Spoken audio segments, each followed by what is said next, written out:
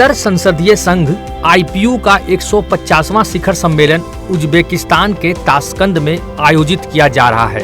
लोकसभा अध्यक्ष ओम बिरला इस शिखर सम्मेलन में भारतीय संसदीय शिष्टमंडल का नेतृत्व कर रहे हैं।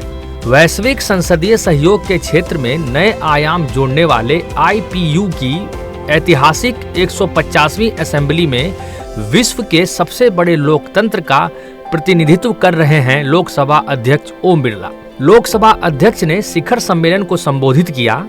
लोकसभा अध्यक्ष ने सामाजिक विकास और न्याय के लिए संसदीय कार्रवाई विषय पर अपने विचार व्यक्त किए। शिखर सम्मेलन को संबोधित करते हुए लोकसभा अध्यक्ष ने कहा कि भारतीय संविधान में सभी नागरिकों को समान मानते हुए समान अवसर प्रदान करने तथा वंचितों और पिछड़े वर्ग के लोग को मुख्य धारा से जोड़ने की भावना प्रधान है।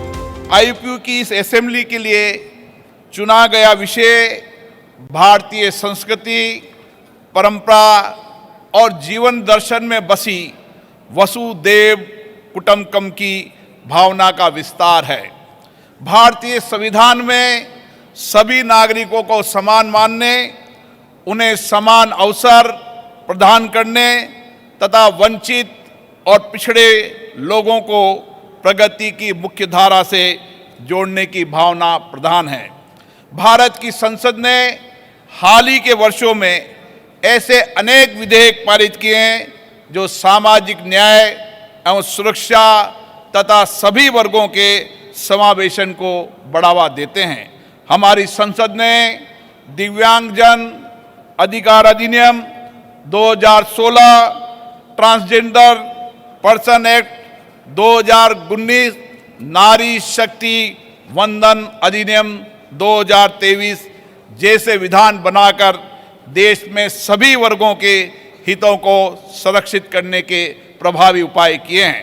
साथ ही असंगठित क्षेत्र में काम करने वाले कामगारों के कल्याण एवं सामाजिक सुरक्षा के लिए नए श्रम कानून एवं संहिता बनाई है।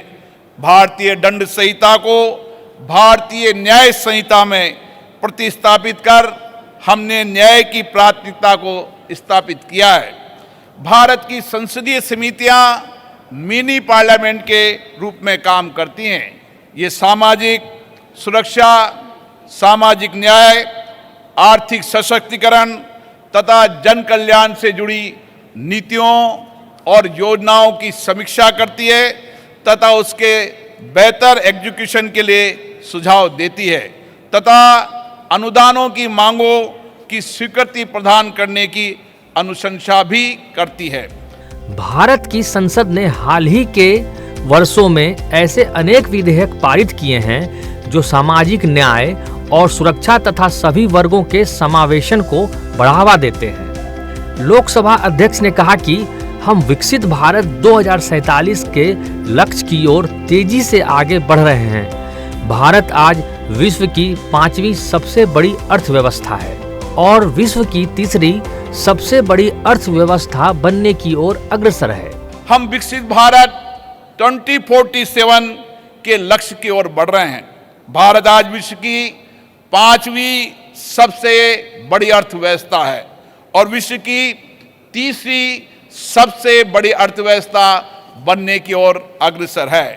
एक्सीलेंसी, आज भारत इनोवेशन में, AI में, स्टार्टअप में, अंतरिक्ष, रक्षा प्रौद्योगिकी, IT तथा फिनटेक, फार्मा आदि क्षेत्रों में विश्व में अग्रिम भूमिका निभा रहा है।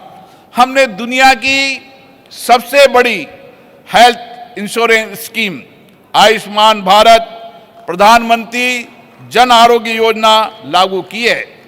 इस योजना के अंतर्गत भारत की आर्थिक रूप से निचली 40% जनसंख्या के लगभग 550 मिलियन लोगों को निःशुल्क स्वास्थ्य बीमा प्रदान किया है। एक्सीलेंसी, मुझे विश्वास है कि इस महासभा में हम सभी सामाजिक न्याय एवं विकास के क्षेत्र में विश्व भर के संसदों के आपस में इनोवेशन से बेस्ट प्रैक्टिसेस से एवं एक्सपीरियंस शेयरिंग से गहन महंतन विचार विमर्श के साथ इस समस्याओं का समाधान निकाल सकते हैं। लोकसभा अध्यक्ष ने अपने एक्स पोस्ट में लिखा कि आज ताशकंद में वियतनाम की राष्ट्रीय सभा के अध्यक्ष महामहिम त्रान थान मान से मिलकर प्रसन्नता हुई। भारत और वियतनाम के बीच पारंपरिक रूप से घनिष्ठ और मधुर द्विपक्षीय संबंधों तथा व्यापक रणनीतिक साझेदारी की पृष्ठभूमि में आपसी हितों के कई मुद्दों पर साझा दृष्टिकोण रखे गए। लोकसभा अध्यक्ष ने कहा कि विकसित भारत 2047 और वियतनाम के विजन 2045 के प्रति हमारी प्रतिबद्धता के साथ दोनों देश सतत आर्थिक और राष्ट्रीय विकास की ओर बढ़ रहे हैं।